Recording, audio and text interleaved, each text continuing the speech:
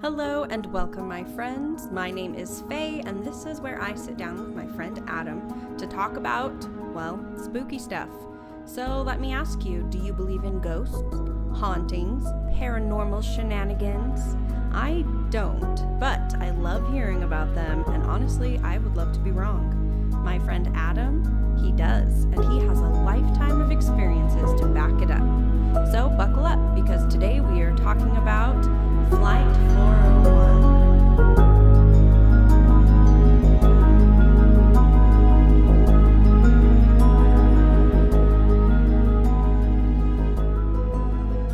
December 29th, 1972, over 50 years ago, Eastern Airlines Flight 401 is leaving from JFK and heading to Miami. But it never makes it to Miami. In fact, it doesn't make it there at all. Stop. This is not funny. I mean, this is one way to have your New Year's plans ruined. Oh my gosh, can you imagine all of these families? Guys, this is tragic stuff coming up. It's not funny whatsoever. So there were 163 passengers on this plane, and as it was making its final descent into Miami, something crazy happened and the plane veered straight into the Everglades, smashing right into the swamp areas. Yeah, so what happened, they had their landing gear had a little light bulb that had to come on to prove that the landing gear was locked in place. And when they went to put it on, the light didn't show up. And so they were really concerned that this potentially meant that the landing gear wasn't in the proper place. And so they had to test that. So they put it on autopilot. They had the plane going. But when our pilot, Bob Loft, who was 55 years old, was one of the top... He was ranked 50th in seniority at Eastern Airlines. So he'd been with the airline for 32 years, and he had over 29,700 flight hours throughout his flying career. So this was no spring chicken. So he's an expert. It was him, and then he had his first officer, Albert John Stockstill, who went by Bert, and then their flight engineer, Don Repo. So these three gentlemen were at the helm. That's a boat. They were at the controls and working on this when they noticed this light bulb. And so the captain turned and they were going down to check this out. And when he got up, what they think happened was that he bumped the steering. It's not a wheel. The column? Yeah, the steering column. Good job. Thank you. I'm a pilot. And he bumped it, which took it off of autopilot. And so it sent them into a super gradual descent.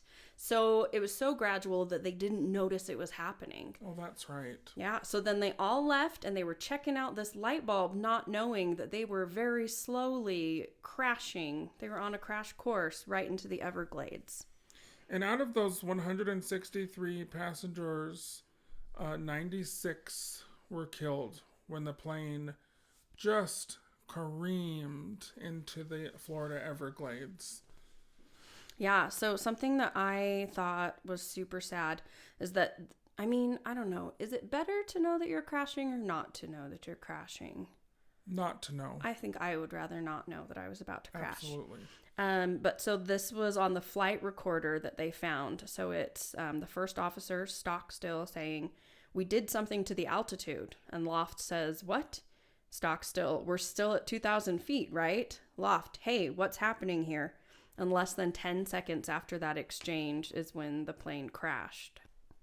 So one of the devastating things about this, there is the aftermath of this plane crash.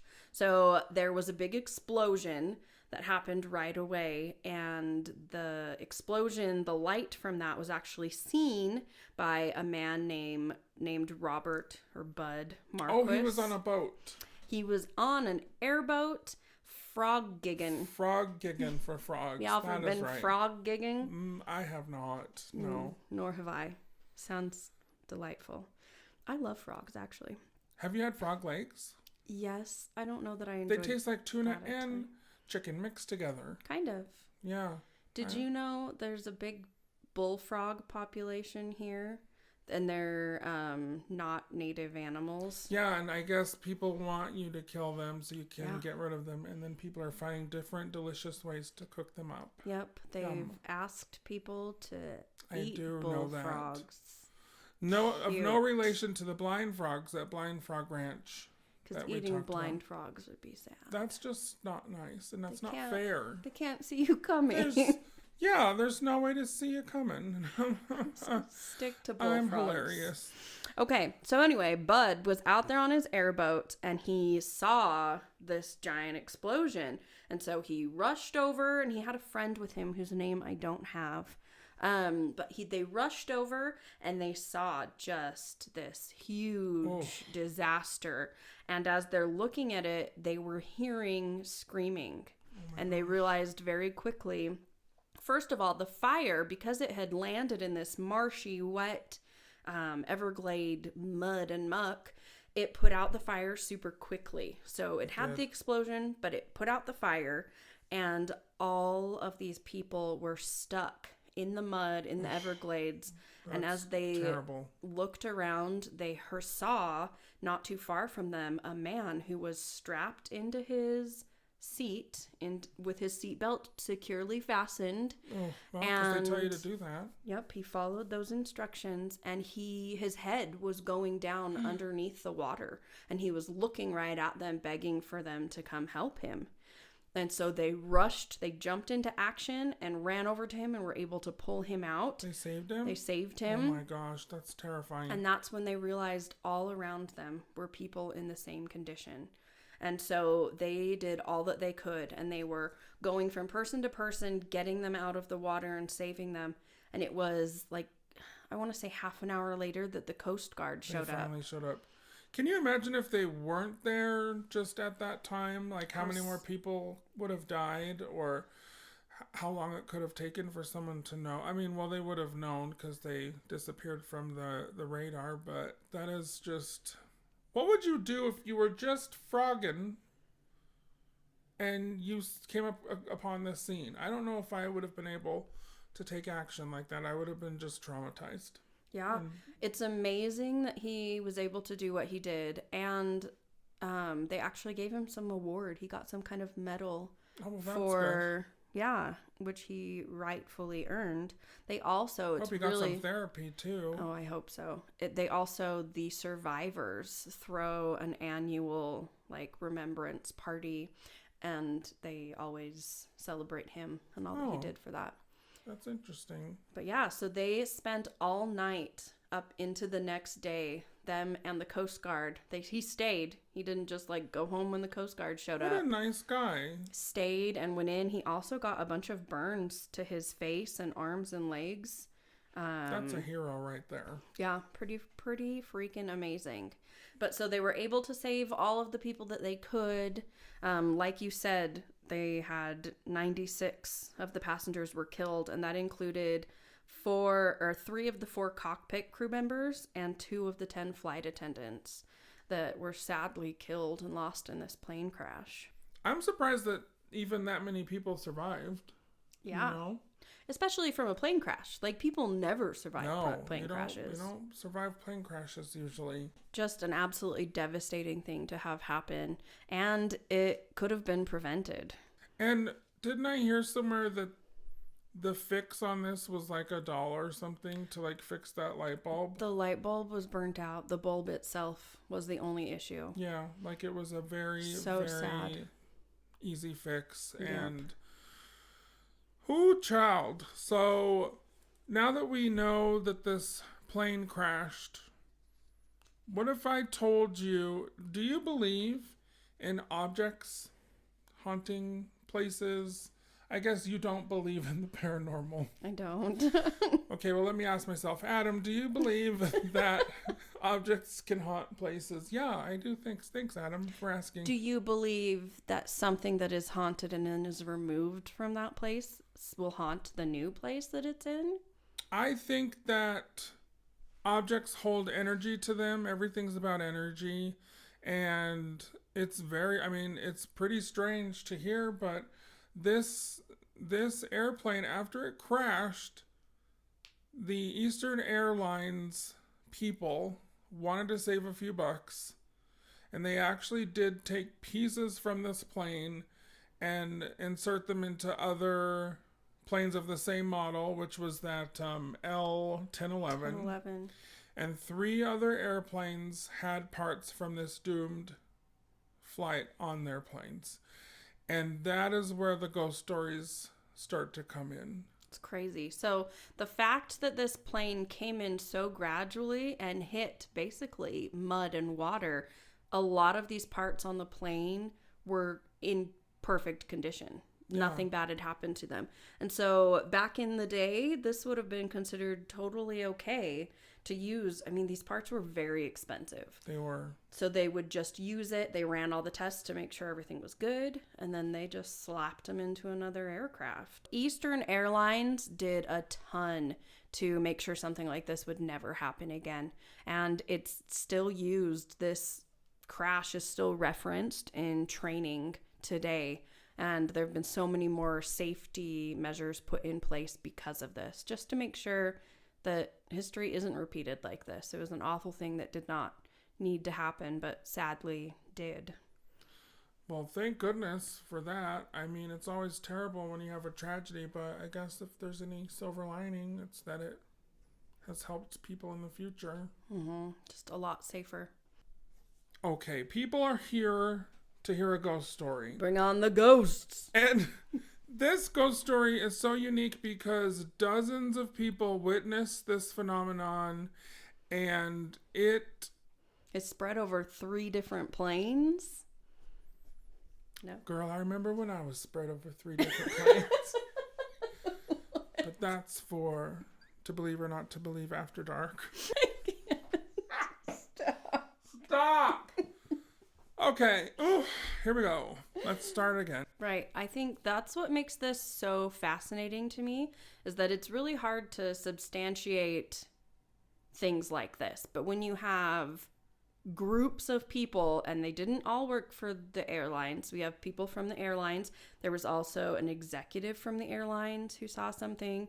And then you have all of the passengers who just were normal people doing their flying across the country and seeing these things. That's what makes this fascinating to me. And even more interesting, the people that were being haunted had no clue that the parts from this doomed flight were on their plane. So That makes it even more kind of crazy. And when you think about airline pilots, executives from airlines, flight attendants, these are no-nonsense folks that are not going to make up crazy stories like this. They don't have the time or the energy to be making up ghost stories. And it wouldn't be good for the brand, right? We No. have this company who already had this awful thing happen.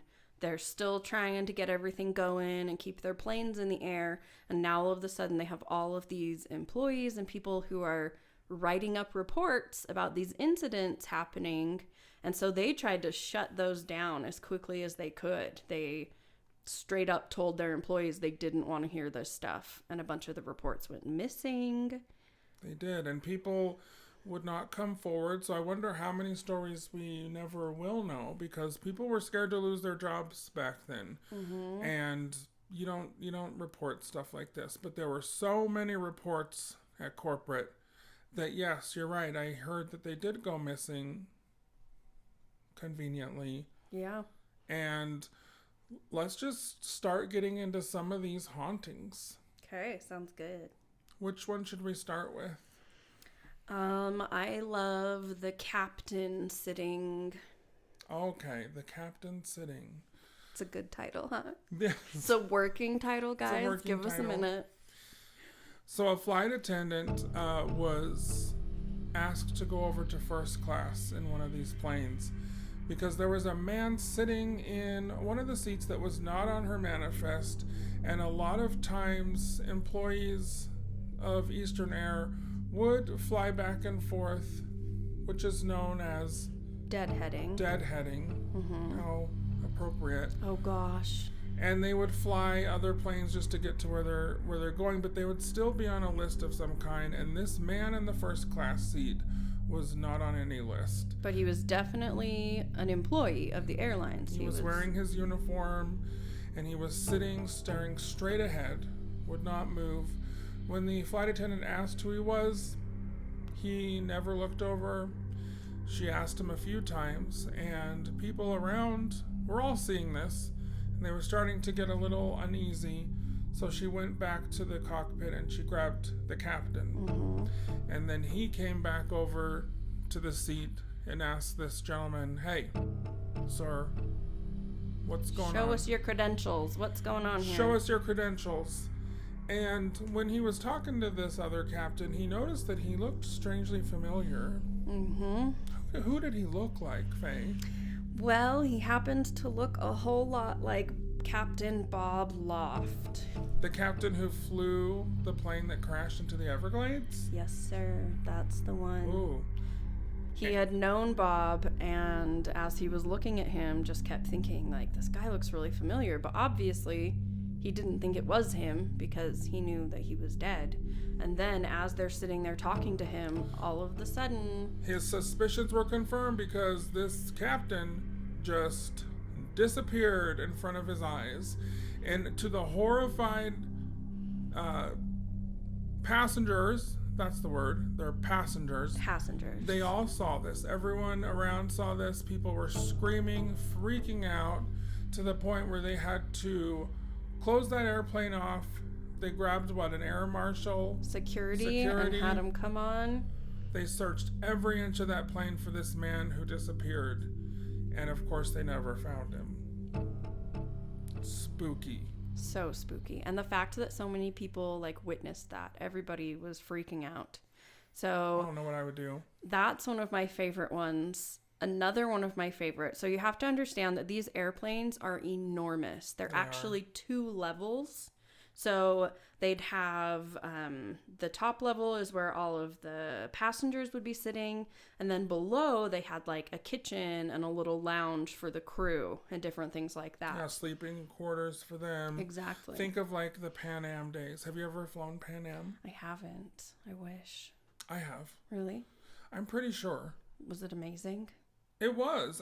When I flew to Samoa, I remembered it had a bar, you could order drinks. There was a spiral staircase. Did you see Leonardo DiCaprio? Did I see Leonardo DiCaprio? I always just think, not. Catch Me If You Can, right? Pan Am. I've never seen that movie. Have you? But you know the guy's story, right? I don't. Oh, I can't remember his name. He was a con artist. I did almost audition for that musical. Oh, fun. The other day. You would have been great in that. I don't know what I would have played. The captain? I don't know. Like a singing captain? I would have played... I would have played the airplane. Stop it. Life goals. Coffee, tea, or me? Oh my God. I'm definitely going to be the sexy Susan flight attendant on that one. Work those pantyhose. Stop talking about pantyhose. Oh, it would have to be a control top for me. It's all I think about, though. They were the super, I don't know, when you think about their little skirts, and they always had the really tan, single colored, right? Everybody wore them and they were all the same color. So it was super noticeable. I don't know. And their little pumps. Today we're talking about pantyhose if you're just joining us. That's the takeaway, guys. Control top. Okay, well, that was a choice. Now let's tell another ghost story. Right. So another one of my favorite ghosty stories from this is about 2 separate stewardesses, flight attendants, who were working together on one of these planes that had parts from Flight 401.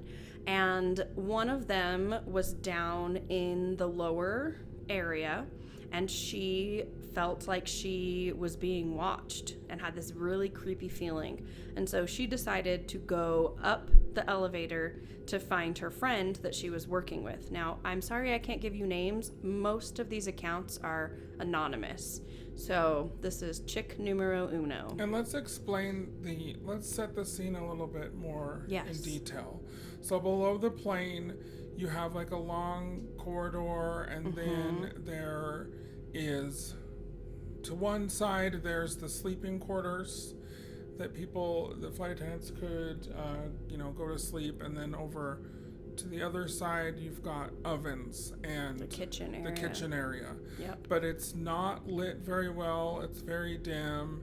And when you're down there, it feels very claustrophobic. I mean, think of a plane, right? When you're up in the seats, it's that same width. So it's not a lot of space. And the only way up or down is through this tiny little closet that's an elevator. And it only fits one person at a time. I'm very claustrophobic. I couldn't do it. But, so this flight attendant that you were speaking of, she was down there. She had a really creepy feeling, and I think it was coming from that break room area. She sensed there was a person down there. And so she kind of just like rushed back while turning around the whole time and trying to get back to this little elevator. And weren't there one side by side? Yeah, they were side by side. One that went down, one that went up? Or something like that. I think they both could do both, but they are just right next to each other, right? And it's only a one-person elevator.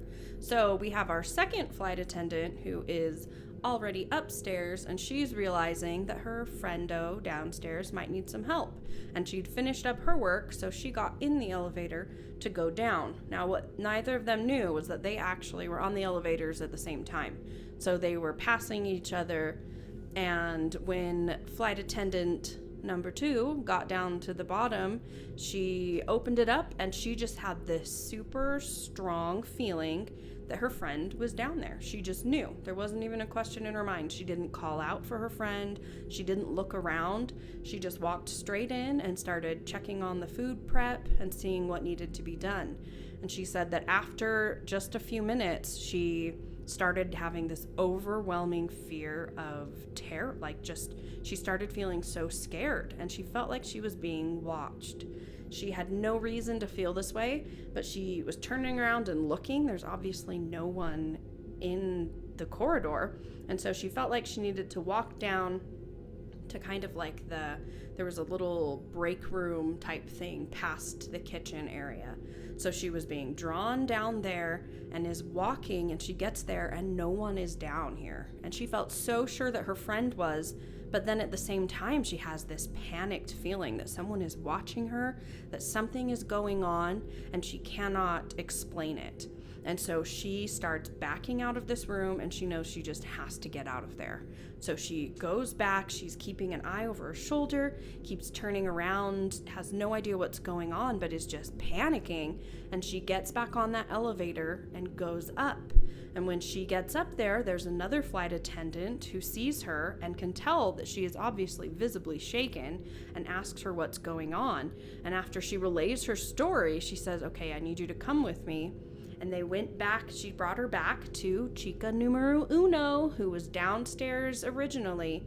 And they were both experiencing the same thing. They'd had the same experience downstairs and had no idea why. And both of the girls were still absolutely distraught and feeling so terrible. And they said they wouldn't go back down there for like the rest of the flight because it had freaked them out so much. I mean, and when you're listening to this, you probably are thinking, well, okay, so they had a feeling, but you have to understand, these ladies, they had to deal with everything, so they don't get spooked easily. So for them to be just... I mean, somewhere you'd be super comfortable. Think about how comfortable you get where you're working. You know the ins and outs. But it's like a completely physical thing. When your body starts tensing up because you feel a threat...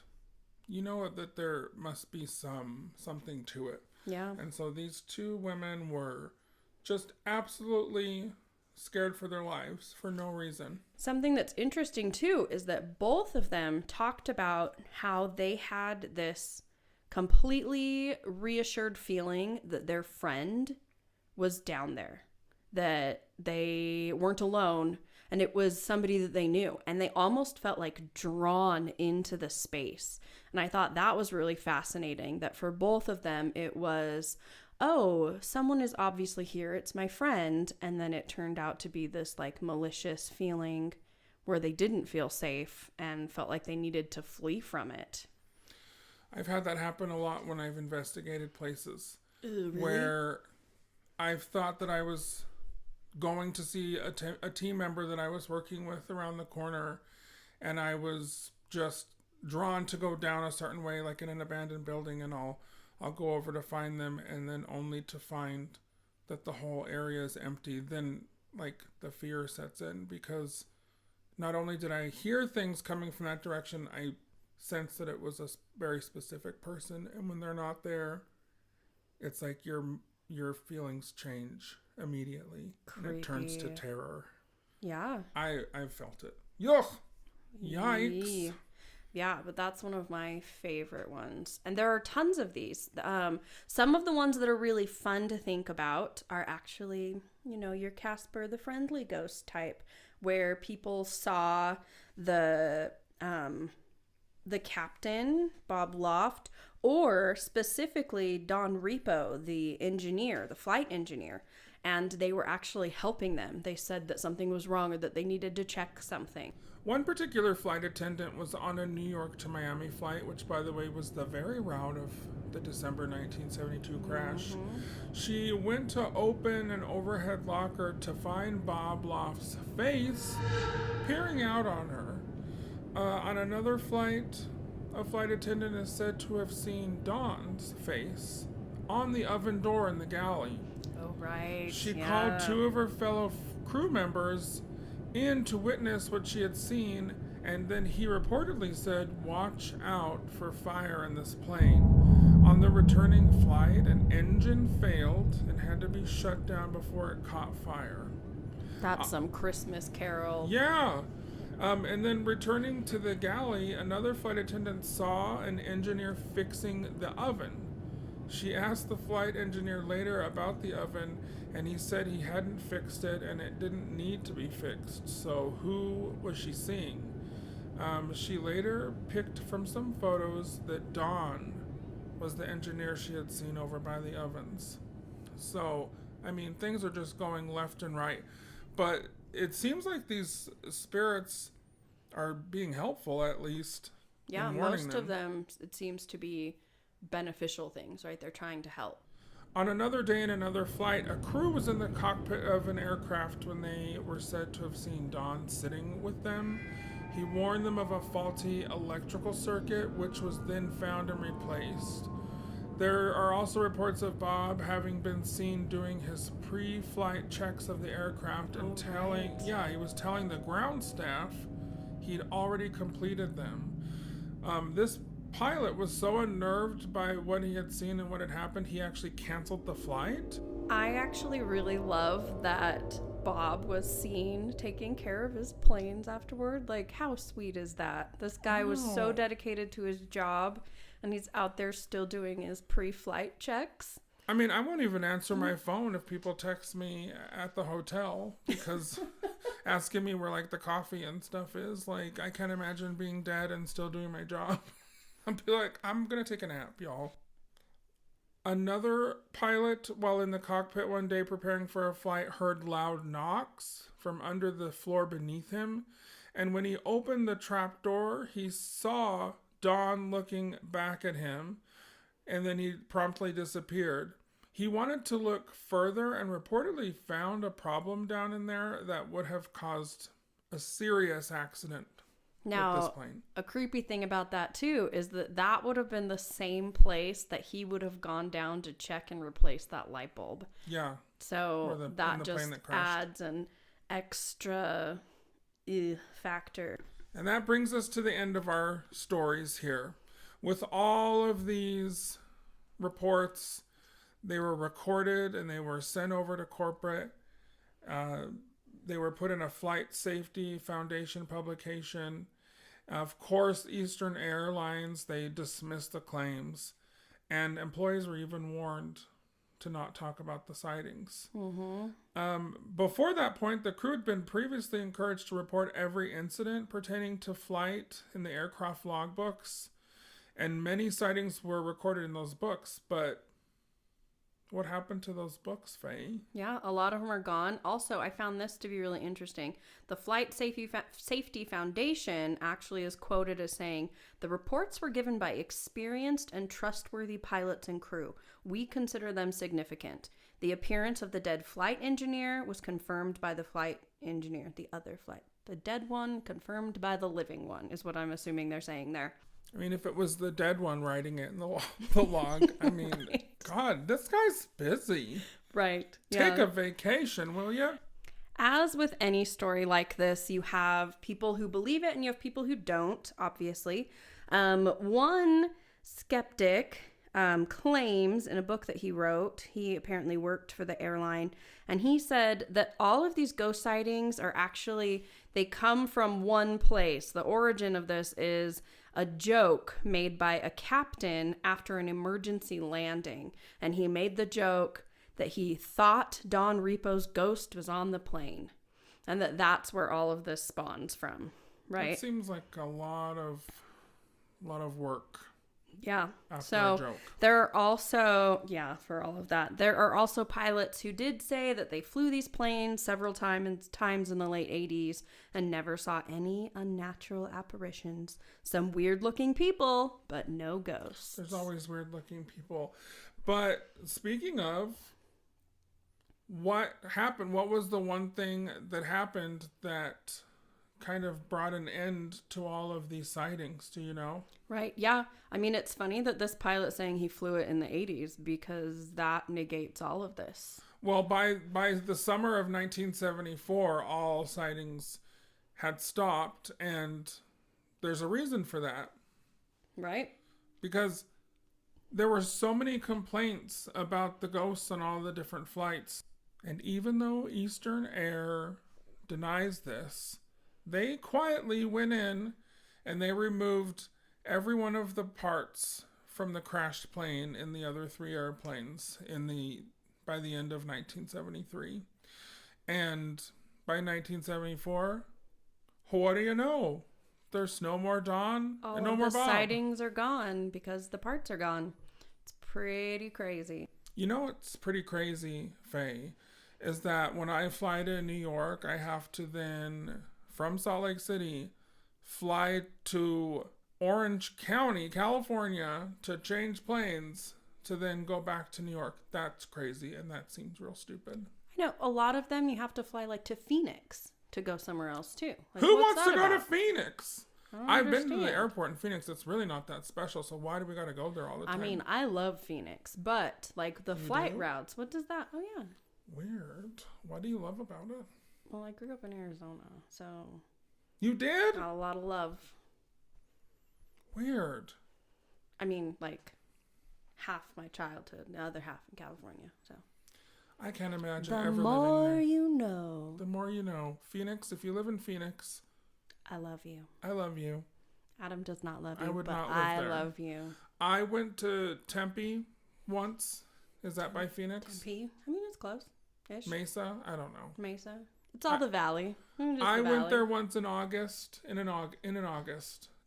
That was your first mistake. I remember it was 118 degrees in the middle of the night. It was so hot. You don't sweat. You burst into flame. My spirit done left my body.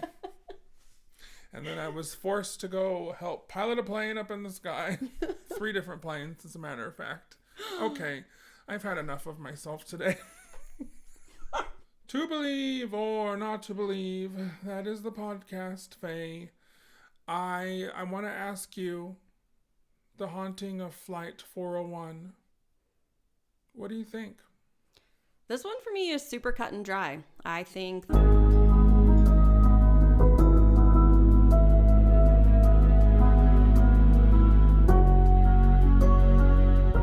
You've been listening to Believe or Not to Believe. That is the podcast. Make sure that you come back every week for a new and spooky topic, and be sure to give us a good rating and download those episodes. Okay, get out there into the world. And if you're taking a plane, make sure it's not haunted.